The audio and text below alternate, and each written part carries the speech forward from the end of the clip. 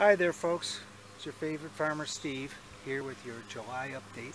Very last day of July. It's a gorgeous day and we appreciate that because we haven't had many gorgeous days in July. We've had a good week this last week, but the first 3 weeks of July were pretty much rain, rain, rain, followed by rain with some more rain on top of that. We had something like 12 inches of rain in 3 weeks, which is about half of what we usually get in an entire year. Gives you appreciation for what real farmers go through. Well, let's face it, if my crops fail, we go down to Heinen's and the Giant Eagle and stock up on what we need. If you're depending on it for your living, better luck next year.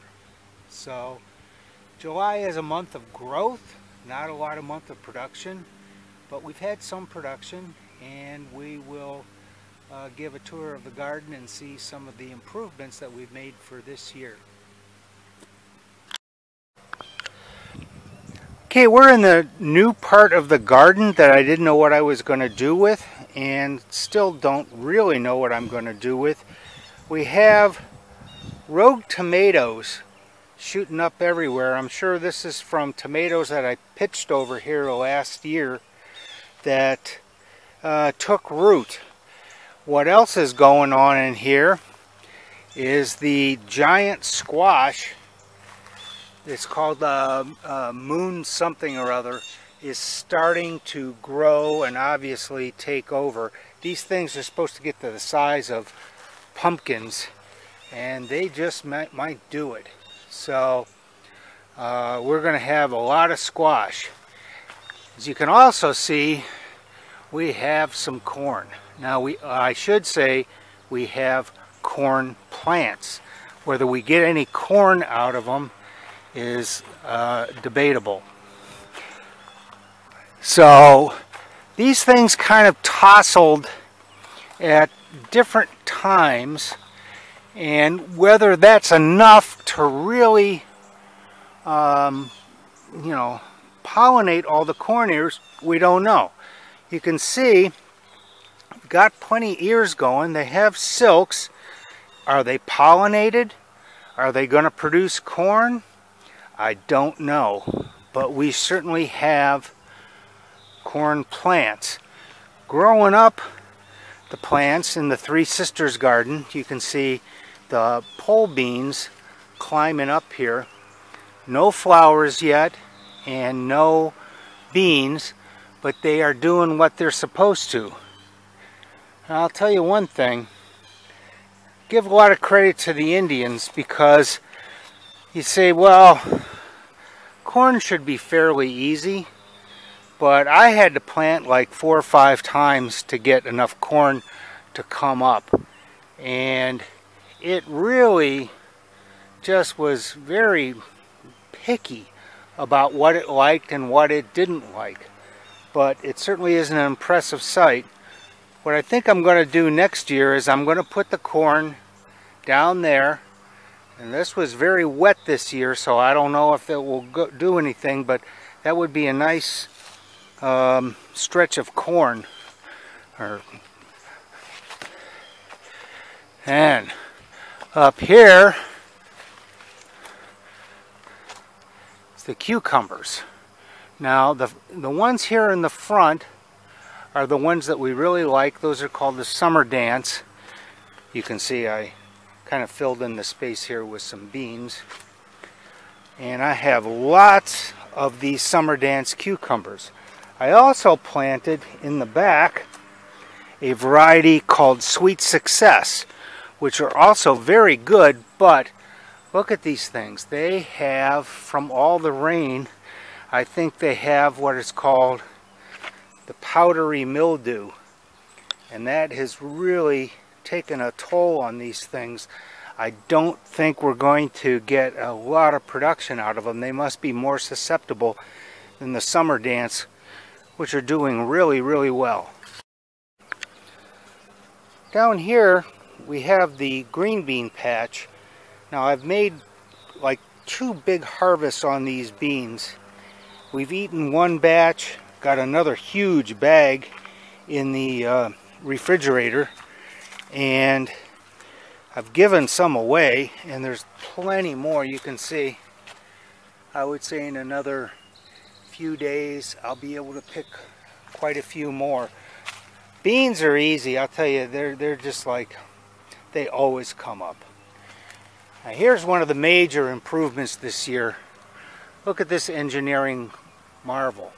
Last year, you may or may not remember, hopefully you remember, that I had like a fountain of tomatoes that just went up over the cages and then they collapsed on themselves. So this year I spent, oh, I don't know, 8 or 10, nah, more than that, probably about $30, and I built this trellis out of these poles and some 1x2s and some fencing, and the tomatoes will grow up out of here and hopefully support themselves on the next level. Now, because the weather's been so crappy, we're getting tomatoes. We have green tomatoes. Most of the plants have something, but they are not ripening as of yet. Carol's had a few of her Juliets, the like salad tomatoes, but that's about it. You can see, I think we're going to get some here pretty soon, but quite a long way to go. So there's a good look down the engineering marvel. One thing I didn't account for, you can look, see the central watering system's kind of blocked by this. I'm going to have to move it because I think I'm going to have to start watering here pretty soon. Even with all our rain, it's been about a week without rain. This is my favorite part of the garden. It's the asparagus patch. I think all but one root made it up, and you're not supposed to harvest them this year, as I've told you many times, and I'm not. But the ferns keep coming and coming and coming, and they're supposed to be supported so they get maximum energy out of the ferns. And so I've put up this little wiring system to hold them up, and it seems to be working okay. So I can't wait till next year. We're supposed to be able to get at least a few asparagus shoots that we can eat next year. Down here is the Brussels sprouts. Now there's a lot of show, but there's not much go. Don't see any sprouts, no flowers, just a lot of foliage on here. Over here, down in this spot, I planted peppers, the Anaheim peppers that we like so much. There's the first flower. I mean, they're just starting to take off. They love the hot weather, and they're just starting to take off. Unfortunately, I've had to plant and replant these so many times, I have lost track of what's an Anaheim and what is a jalapeno, so we'll all be surprised. And here's something that's totally goofy. These are tomatillas. You can see we have tons of flowers. Tons of flowers. Little tiny fruits. I have no idea what they're going to do, but these are weird things. Look at this. This is like a Japanese lantern. It's hollow. There's nothing in there. Now, my favorite West Coast subscriber is also growing tomatillas, and perhaps she has some insight if this is normal or not. But these are all hollow, and I don't know if fruits are supposed to grow into them, if they're just not doing anything, but they sure are growing big. And then last, certainly not least, the herbs. The dill really do like it. They don't seem to be fazed by anything. Savory, quite a bit of savory, which we use a lot on fish and pork. It's really, really good. I have cilantro, and the cilantro, you can see it's starting to flower. It's probably not a good thing, and I really like pico de gallo, which is a cilantro, tomatoes, onions. It's just delicious. And hopefully I'll get tomatoes before this completely flowers and is not edible.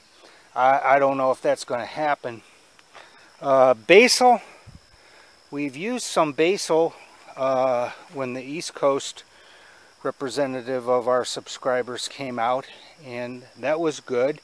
We've also have some thyme in here that's and some sage plants. The sage plants almost got drowned out.